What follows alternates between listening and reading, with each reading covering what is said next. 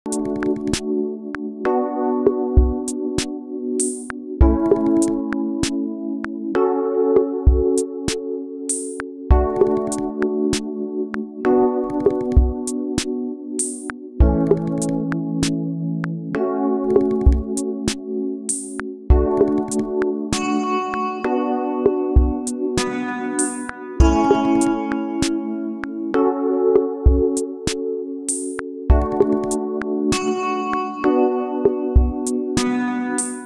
این زمین را آباد کردن قریب $20,000 расход کردیم.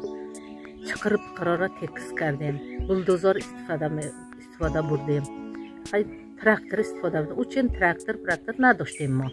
ما یگان تکنیک نداشتیم. برای من جای آباد کردن ای 20,000 زیاد расход کردیم. بعد همون زمین خوشوری شد.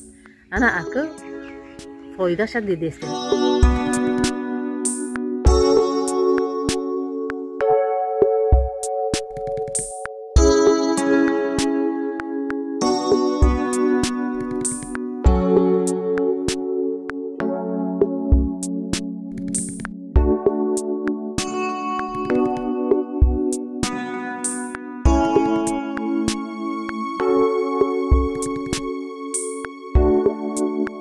حاضر همون 60-70 تا گاو داریم. گاو جوشی 30 تا هسته. کیلو نامی جوشه. شیرشه می سپاریم.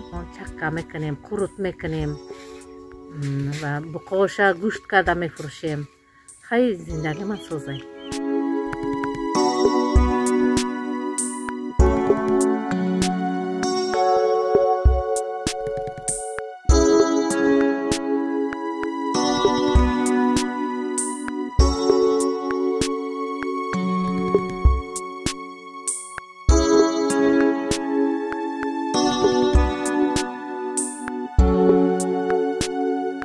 گاوهای ذاتی داریم.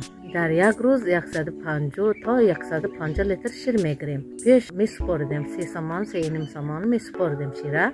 حاضر باشه در خانه میجوشانیم و چکه کرده در بازار میفروشیم. کیلوش 10 سامان میخره.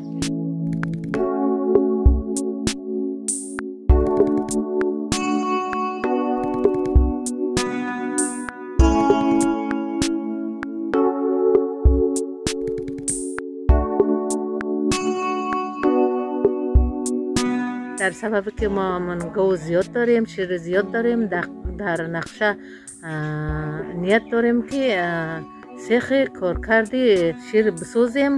در آینده تبراگ، سمیتان، قایماق، قروت استحصال کنیم.